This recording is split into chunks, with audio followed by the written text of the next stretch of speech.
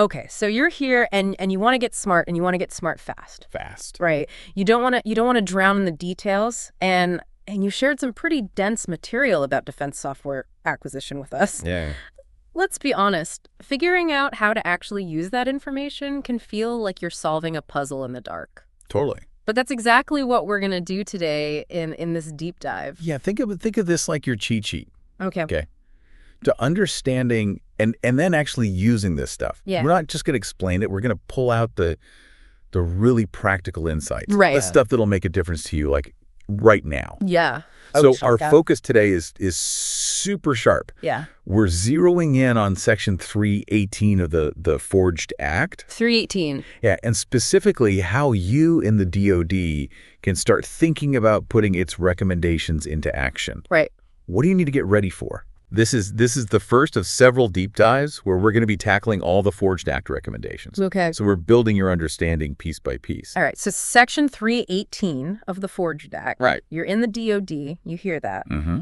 What does it actually mean for how you might do your job? So at its heart, Section 318 is fundamentally about changing how the DoD acquires software. Okay. Whether it's a standalone app or software that's embedded in a larger system. Okay. It basically puts into law, specifically, Title 10 New Ways of Buying Software. Okay. Now, this isn't like a totally brand new idea that just came out of nowhere. It's taking the place of a temporary set of rules from the 2020 NDAA. Right. So the core principle here is to move away from those traditional, often very slow, hardware-focused procurement methods, Right. and really adopt a more flexible, risk-aware approach. Okay. That's specifically tailored for software. So this isn't just a tweak. It's a pretty significant course correction. Yeah. What's the backstory here? Why the need for this kind of big change in the first place? I mean, we've all heard the stories. Defense software taking forever, costing a fortune. You've hit on the core issue there. Yeah.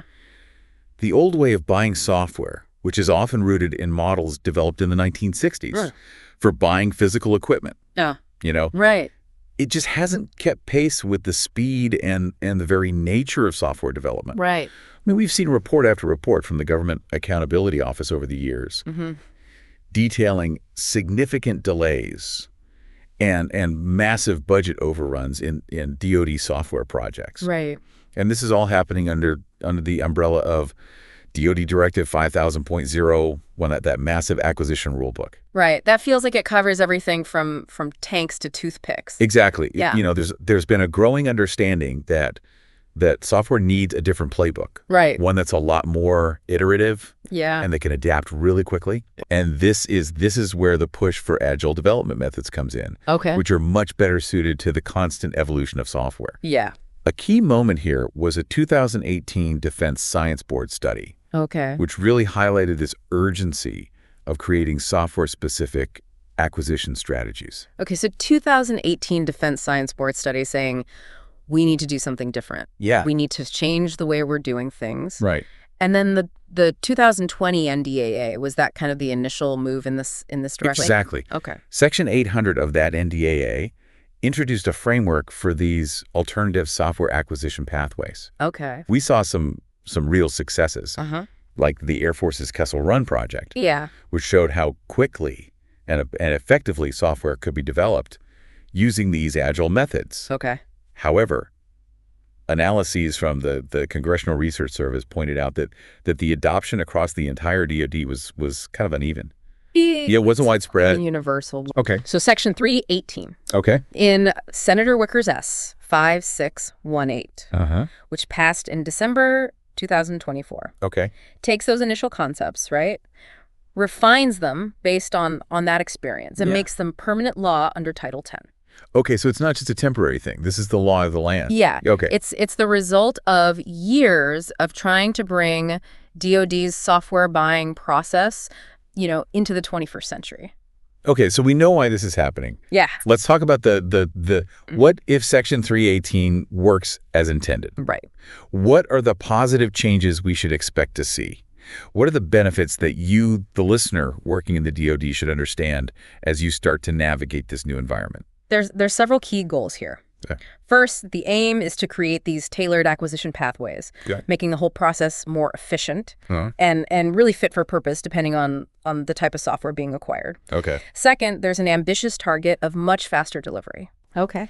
Aiming to field software within a year Wow. to more rapidly address those urgent operational needs. Okay. A really significant shift. Yeah. And one you'll likely see directly is the exemption of these software pathways from the traditional JCID's process. Yeah. And the often lengthy procedures of DoD Directive 5000.01. Okay. This is specifically designed to cut through that red tape Yeah. and speed things up. So that sounds like it could really change the game in terms of timelines. Yeah, it should. Okay. And then further, Section 318 puts a really strong emphasis on continuous engagement with the actual users Okay. throughout that development process. Okay. So the idea is to keep the warfighters and other end users really closely involved. Right. So that the software that's being built truly meets their needs and their context. Okay. And then finally, it encourages iterative updates to software, Okay. given the ever-evolving nature of cyber threats and changing user requirements. Fine. This allows for more adaptable and secure capabilities over time. Okay, so the core principles here seem to be speed relevance to the user Yeah. and the ability to adapt, Yeah. but with such a significant departure from the old ways of doing things, there must be some potential downsides. Yeah. What are some of the potential negative impacts the DoD is anticipating as it moves towards implementing Section 318? You're absolutely right. Yeah. Any major shift like this brings potential challenges. Okay. One concern is that by bypassing the JCID's process, Right. there's a risk that the software that's developed might not align as closely Right. with those broader strategic objectives and priorities. Okay. Another potential issue with this push for really rapid timelines Yeah. is the temptation to kind of shortcut Right. essential testing, Uh-huh. which could lead to, fielding software that is flawed Yeah. or vulnerable to cyber attacks. Right. The very flexibility that's intended to make the process agile could also lead to inconsistent application Okay. across different DoD entities. So one program might be moving too fast, another one might get bogged down in its own interpretation. Exactly. Okay. There's also a worry that this focus on quick delivery might overshadow the critical need for long-term sustainment planning. Right. Software requires ongoing maintenance and updates throughout its lifespan, Yeah. and that can't be an afterthought. Right. And then lastly, with potentially less formal oversight Uh-huh. because of these streamlined processes, Right. there's a risk of increased costs Yeah. or the introduction of security weaknesses if things aren't managed really diligently. Okay, so those are the potential bumps in the road. Yeah. But the Forged Act also talks about how to mitigate those risks, right? What are the potential mitigations the DoD is considering to address these negative impacts? Yeah, and this is crucial for you to understand. How the DoD plans to manage these risks as you start working under these new guidelines. Yeah. To address the potential misalignment with overarching strategic goals, that could come from the JCID's exemption. Right. There's the idea of implementing initial strategic alignment reviews. Okay. So the aim here is to ensure that even with a faster process, Right. the software development efforts are still in line with the big picture. Okay. To counter the risk of cutting corners on testing because of those rapid timelines, Uh-huh.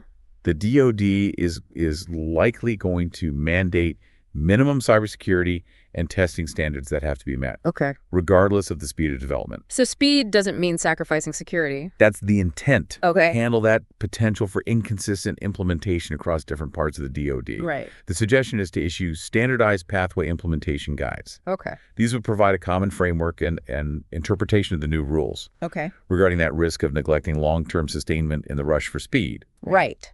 The potential mitigation is to integrate sustainment planning directly into the annual update cycles, Okay. making it a core part of that ongoing development process. So it's not just build it and they will come. It's Yeah. build it, make sure it's going to work, and maintain it Yeah, absolutely. over time. Keep it going. Right. And then finally, to address concerns about increased costs or security vulnerabilities with less formal oversight. Yeah. The idea is to conduct regular audits, Okay. to monitor both the financial aspects Mm-hmm. and the security posture of the software Sure. that's being developed under these new pathways. So it's good to see that these potential risks aren't being ignored Yeah. and that there are proactive steps being considered to address them. Uh-huh. Okay, let's get down to brass tacks. Yeah. If you're listening to this and you work within the DoD, Right. how might Section 318 actually change your day-to-day responsibilities, Yeah. depending on your role? The impact will vary. For the Secretary of Defense, there will likely be an increased level of strategic oversight Okay. involved in establishing and monitoring these new acquisition pathways. Okay. If you're a program manager, Yeah. you'll likely find a greater need for strong agile management skills Okay. to oversee these rapid development cycles Right. and maintain that continuous engagement with end users. Right. Contracting officers will need to adapt to more streamlined contracting processes Mm-hmm. and much tighter timelines for awarding contracts. Right. Right. And if you're a software engineer or an operational user, Yeah. the biggest shift will probably be the need for much closer, Yeah. more frequent collaboration Okay. and a move towards providing and receiving iterative feedback Okay. throughout that entire software development lifecycle. So more teamwork, Yeah. faster feedback loops, and potentially a quicker turnaround Yeah. on getting new capabilities into the hands of the users. Now, with any big change like this, Yeah. there's usually some level of pushback Right. who might potentially have some reservations about Section 318 Yeah. and what might be their reasons for concern. You're right to consider that. Yeah. Traditional defense contractors Okay. who are accustomed to the often longer timelines and those more rigidly defined processes of the older acquisition system Right. might worry about a potential loss of influence Okay. in these more agile and streamlined environments. Right. Similarly, DoD oversight bodies Okay. who are used to the more extensive checks and balances That's of better. JCIDs and 5000.01 Uh-huh. might express concerns about the potential for increased risks Right. by moving away from those more formal controls. Right. And then finally, congressional overseers Okay. who are responsible for ensuring accountability in defense spending Yeah. might be a little cautious about these less traditional acquisition methods Right. and how oversight will be maintained. Those are understandable perspectives. Right. It really highlights that inherent tension between the desire for speed and agility and the need for thoroughness and accountability Right. in defense acquisition. Yeah. So if the DoD is going to make this work, Right. what kind of additional resources might be needed Yeah. to support the successful implementation of Section 318? Successful implementation won't just happen. Right. It'll require investment in several key areas. Okay. First, there will likely need to be dedicated funding allocated Okay. for acquiring modern software development tools and platforms Okay. that can support that rapid and iterative development. Okay. Second, providing adequate training Yeah. for DoD personnel, Okay. particularly program managers, contracting officers, and even software developers on agile methodologies. Yeah. And the specifics of these new acquisition pathways Right. will be absolutely essential. And then finally, there will likely be a need for additional personnel Okay. with specialized expertise Okay. in areas like a rapid acquisition, automated software testing, and cybersecurity oversight to ensure that these faster processes don't come at the expense of quality or security. So it's not just about changing the rules, it's about providing the tools and the training to make the new rules work effectively. Yeah, absolutely. Now, how will we know Yeah. if Section 318 is actually achieving its goals? What are the suggested ways to measure its success within the DoD?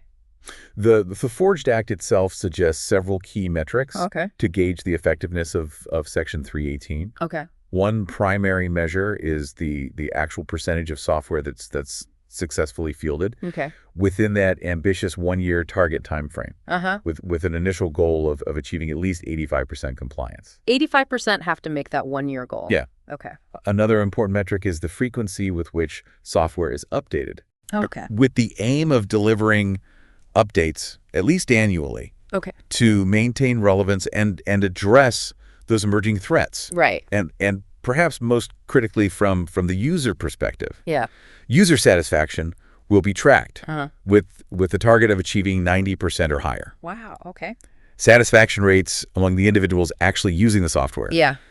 These metrics will provide valuable data points Right. to assess whether the new pathways are delivering those intended results. Those seem like tangible ways to track progress and get feedback on what's working and what might need adjustment. Right. Were there other potential ways that the DoD could have approached these challenges? What are some potential alternative approaches to achieving similar goals in software acquisition? Yeah, it's always worth considering different paths. Yeah. One potential alternative could have been to focus on significantly enhancing the existing software acquisition pathways that already exist under DoD Instruction 5000.87. Okay. Rather than creating entirely new statutory pathways, Right. this might have been a less disruptive approach. Yeah. Leveraging existing frameworks. Okay. Another interesting possibility could have been to make a substantial investment in developing and implementing a comprehensive digital acquisition platform Okay. across the DoD, Uh-huh. as highlighted by resources focused on defense innovation. Right. Such a platform could potentially streamline many aspects of the acquisition process, Okay. potentially achieving similar efficiencies in speed and agility Right. without the need for a complete statutory overhaul. Yeah, it's interesting to think about those different routes and the trade-offs involved. So to wrap things up, what's the most important thing for you, the listener working in the DoD, to take away from our discussion about Section 318? The core message is this. Section 318 signals a really significant shift in the DoD's approach to acquiring software. Right. With a clear emphasis on speed agility and a relentless focus on the needs of the user. The user. Yeah. Okay. For you to successfully navigate this evolving landscape and contribute to its success, it will be crucial to understand the potential challenges. Okay. Be aware of the mitigation strategies the DoD is putting in place. Right. And be ready to adapt to new ways of working, collaborating, and delivering software capabilities. Right. It's about embracing a more iterative, user-centered mindset. Yeah. And being prepared for a faster pace of development and delivery. And as the DoD moves forward with this more agile approach to software acquisition, here's something for you to really think about. Okay. Given your specific expertise and your current role, how can you best contribute to finding that crucial balance between the need for speed in delivering critical software and the absolute necessity of ensuring that those capabilities are robust, secure, and truly meet the warfighter's needs? Yeah, it's finding that balance that will be key to the success of Section 318. It's a question worth considering deeply as you navigate this evolving landscape. Yeah. And remember, this was just the first deep dive. The first one. Into the Forged Act. Right. We'll be back soon with more insights. Yeah, looking forward to it.